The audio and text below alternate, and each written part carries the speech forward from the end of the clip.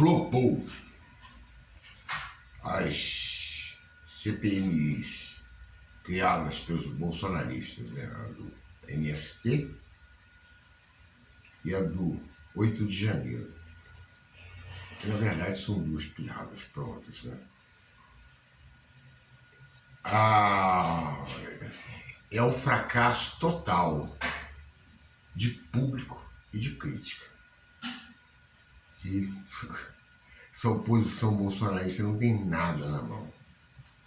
Mas nós vamos falar sobre isso já já.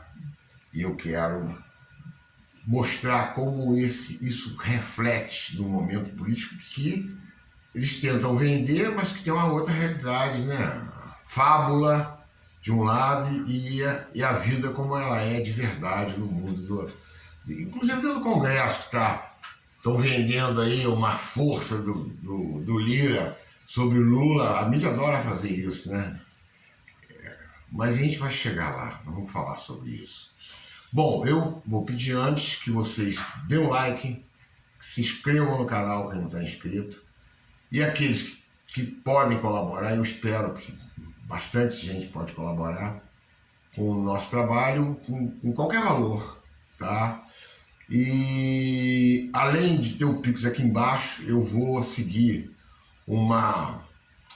e até agradecer ao Flávio, que pediu para eu falar também o número do Pix, tá? Então vai aí, Pix 450-139-93768. Vamos lá de novo. 450-139-93768.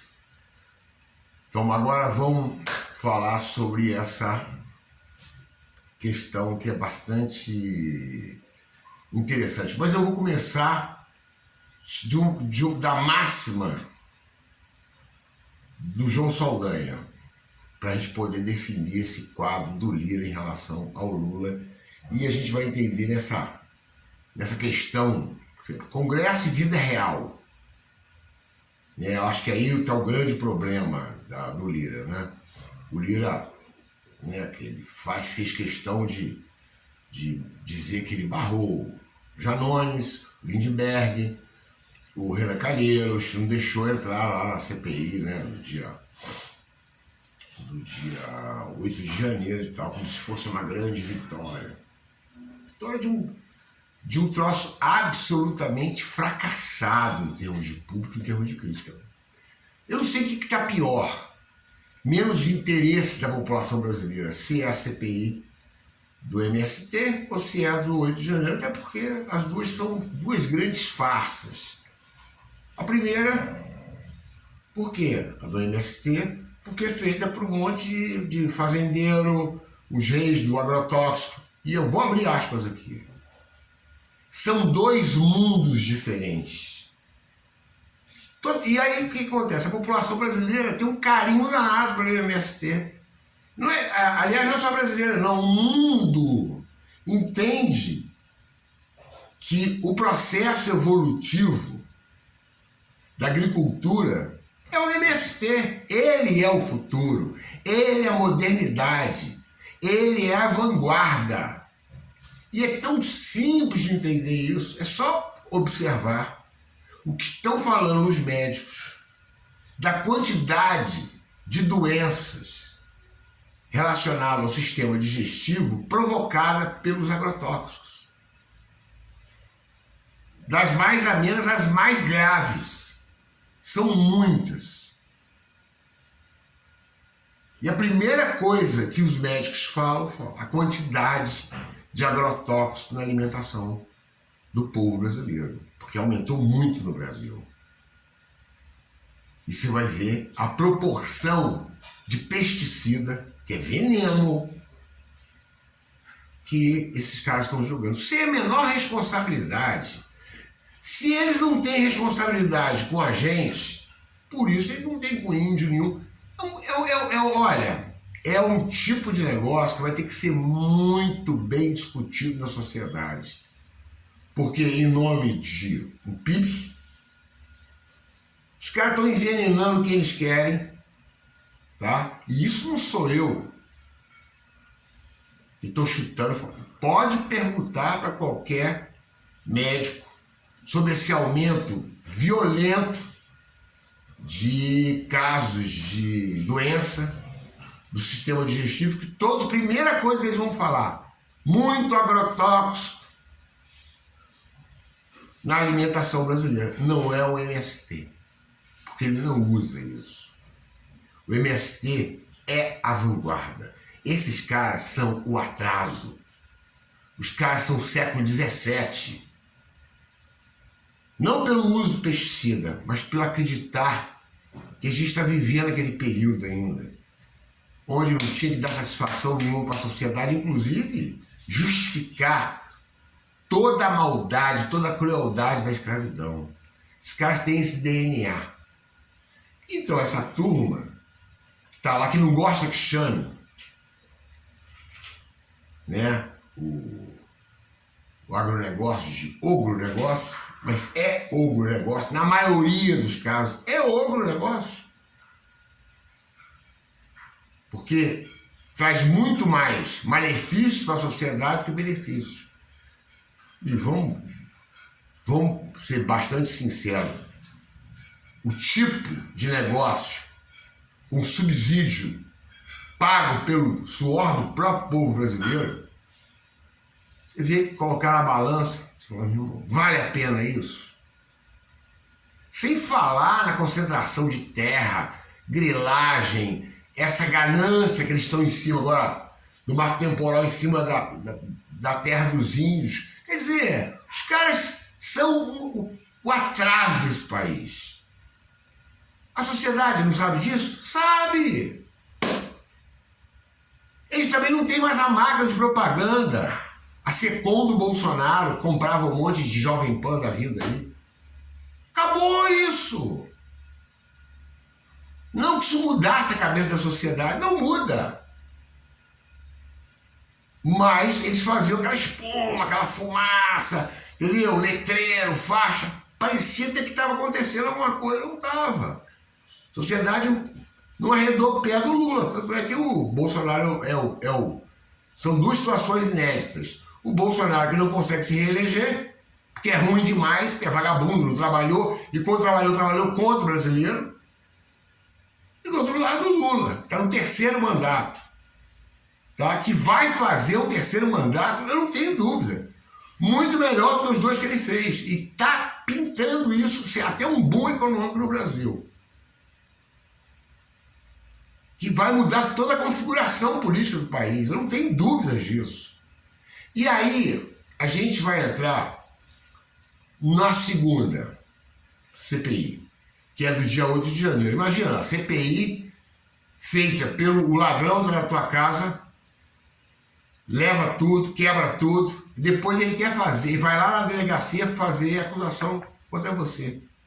Não, esse cara quis que eu entrasse na casa dele para poder fazer fofoca minha, dizer que eu sou ladrão.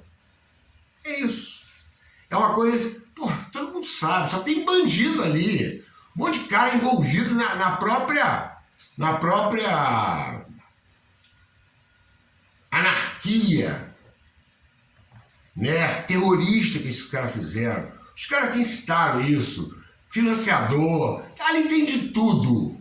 E ele posando, tanto é que o ilustre Eduardo Bolsonaro foi descoberto agora numa entrevista na UOL, que é muito boa, mostrando que ele é sócio de um dos caras, né, que mais motivou, através das redes, a chegada desse pessoal lá. E possivelmente tem financiamento também. Vai chegar lá de outras empresas lá a partir dos Estados Unidos, que eles têm empresa lá, o negócio que segue Brasil lá. Esses troços desses Bolsonaro só tem troço podre. Então agora o resto, a Justiça, da Polícia Federal, está fazendo investigação, está descobrindo cada vez mais gente envolvida nisso aí, os financiadores, tudo. Não adianta, isso tudo é uma palhaçada que não vai impedir dos caras serem presos, nada disso, tá? Eu não sei o que o Lira está comemorando tá bufando que ele teve vitória. Vitória de quê? Se o troço é um fracasso. A mídia está vendo que é um fracasso, a população está vendo que é um fracasso, não tem o menor interesse em ver nada disso, saber disso, ocupa cada vez menos espaço no noticiário nacional, ou seja, uma bosta. As duas. Tá? Porque não tem sentido. Nenhuma das duas CPIs. Propósito nenhum, a não ser fazer fumaça. Então, não adianta o Lira querer bancar o que na época, eu vou até contar essa história, a máxima do João Saldanha, que faz lembrar ele querendo crescer na cancha, fazendo aquela pose, né?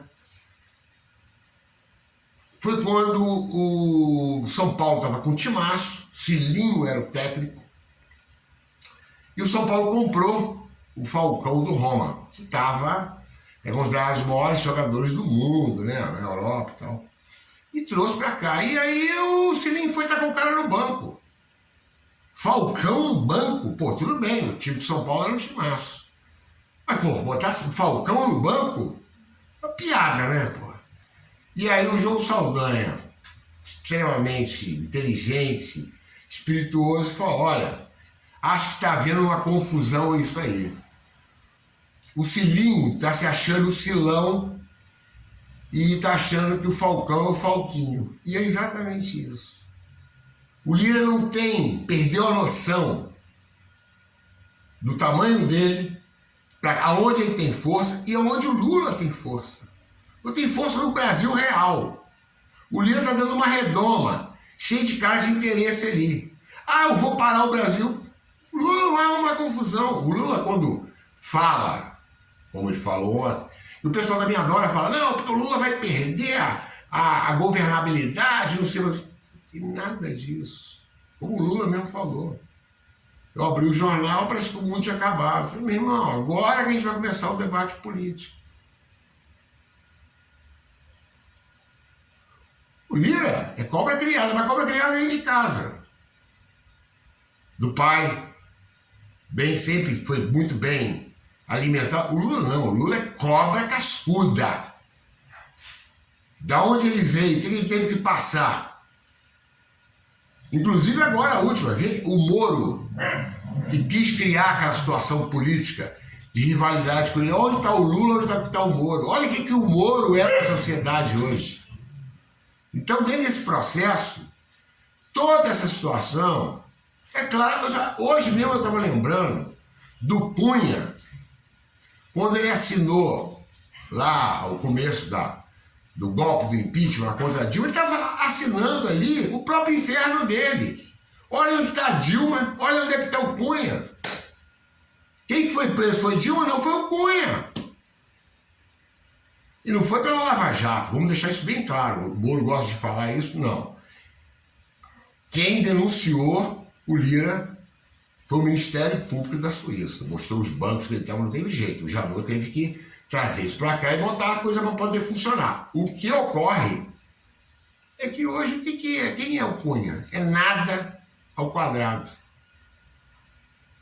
Então acho que é bom o Lira ter uma noção um pouco maior, sair desse mundeco dele dentro do Congresso, que o Brasil não tem nada a ver com o Congresso, todo mundo já sabe disso. Aquilo representa tudo. Aliás, os grandes milionários do Brasil, essa maioria que eles têm é de gente milionária, rica, de latifundiários, charlatães de religião, da indústria da fé, um monte de interesses dentro disso aí, mas o Brasil real não tem nada a ver com o Brasil real, está com o Lula. São milhões e milhões de votos. E o Lula já cresceu muito em relação a isso. O brasileiro quer saber dessa redução do botijão de gás que o Lula fez, extraordinária, que muda a vida das pessoas. Quer saber dos R$150 a mais para cada filho que o Bolsa Família, o Lula conseguiu com o Bolsa Família. E isso que muda alguma coisa, o Brasil de verdade. Não é a forcinha, quem está mandando no Congresso é o Lira. Não, vamos devagar com a Andouco Sandra de Barro, como eu disse. Os grandes economistas no Brasil, fora do Brasil, estão esperando um boom da economia brasileira. Tem um alemão lá que diz que o Brasil será a Suíça da América Latina.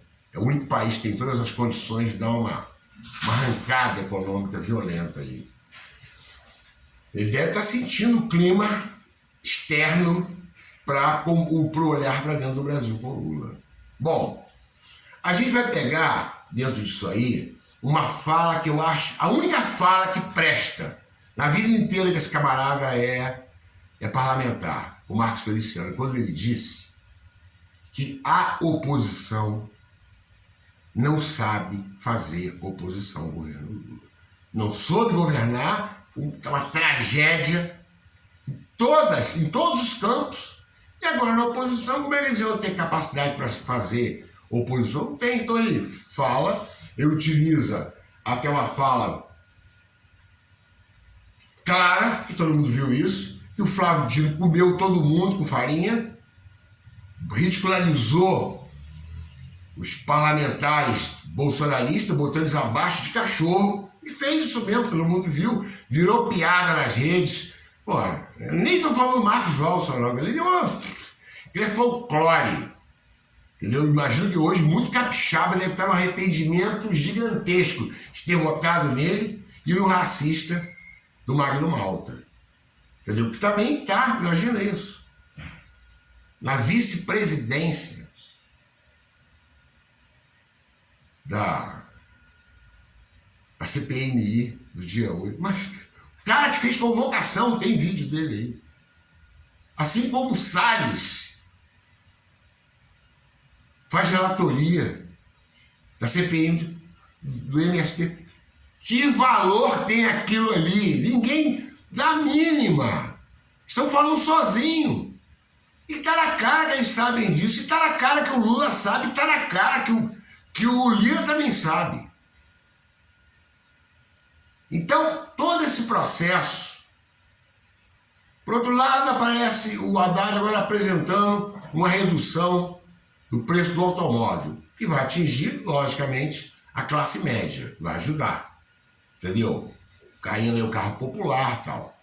Que, cá pra nós, mesmo popular, 50 mil no automóvel é dinheiro para burro. Tá? A gente vai perdendo a dimensão que o Brasil está vivendo uma situação tão louca em relação aos juros, ao preço do dinheiro, que 50 mil é popular no automóvel. Tá vendo? Eles pagam o maior juro do planeta, juro real, por conta de um bolsonarista que está no Banco Central, que eu espero que esse caso seja tirado lá de alguma maneira, que ele está tentando sabotar o país aí. Tá? Então a gente tem um Lula que está voando, baixo, tá?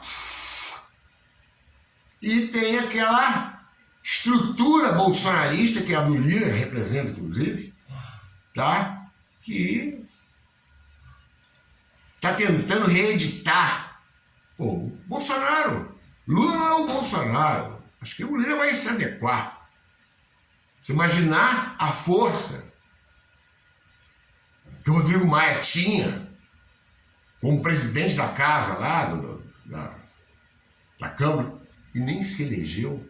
O Cunha que não é mais nada na vida. Parece que a filha conseguiu entrar, o jogo que ele arrumou aí e tal, e ele é praticamente um laranja dela lá. Então, os caras vão... Uma coisa é você ter força diante da população. Outra é ali dentro do Congresso, com conchavo, com dinheiro, inclusive do dinheiro do governo federal. Então eu não tenho dúvida nenhuma. Quando o Lula fala que vai organizar isso de uma maneira, vai fazer uma disputa política, o cara é cascudo, né? Entendeu? Coraça do Lula não é para qualquer um, não. O Lula tem uma inteligência intelectual e emocional que eu nunca vi e está arriscado nunca mais ver. Igual esse aí, meu irmão. Olha, é um outro assunto sobre esse negócio do Lula, porque o Lula é uma coisa muito à parte de tudo que a gente conhece. Hein? A Maria de Conceição Tavares que falava da inteligência dele assim, que ela ficava impressionada com a inteligência do Lula. E ainda, agora, quando ele foi preso, o Lula voltar com esse gasto todo, tudo que ele passou na prisão, o cara, entendeu? Se organizar emocionalmente, vir pra cima, ganhar a eleição, botar o Moro no lugar dele, entendeu? Na rapa do tacho. Tipo, meu irmão, quem que você tá achando que você é? Então é o Bolt correndo os 100, os 200 metros e o segundo lugar que tá, sei lá onde. Bom, gente, eu paro por aqui e reitero para vocês o pedido de apoio financeiro, que eu falei até o Pix, uma ótima sugestão do Flávio. E também que vocês se inscrevam no canal e que vocês deem um like se puderem compartilhar e também participar aqui. Tá beleza, gente? Amanhã nós estamos de volta. Até.